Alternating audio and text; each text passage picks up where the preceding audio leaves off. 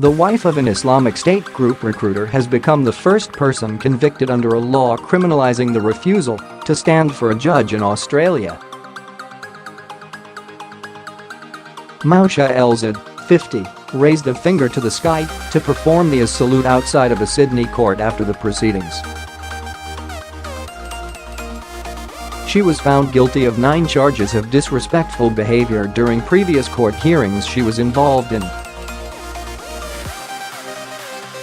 She will be sentenced on June 15th.Elzahed, dressed in a black niqab, gown and gloves, sat with her arms folded in the Downing Centre local court after magistrate Carolyn Huntsman delivered the landmark decision.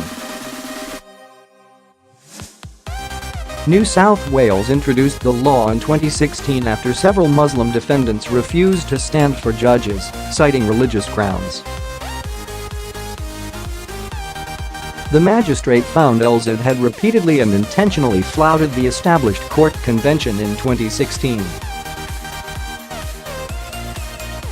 CCTV showed Elzahed failed to rise in court 9 times, with each offence carrying a maximum jail term of 14 days and a $1,100 (£610) fine.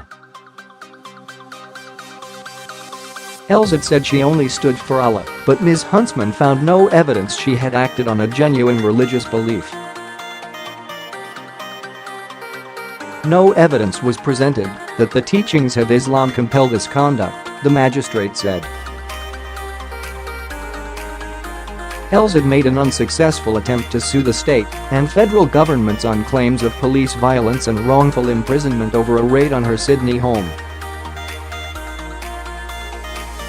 Elzahed is married to Hamdi Alqudsi, who was sentenced in 2016 to 8 years in prison for helping Australians travel to Syria to fight for extremists.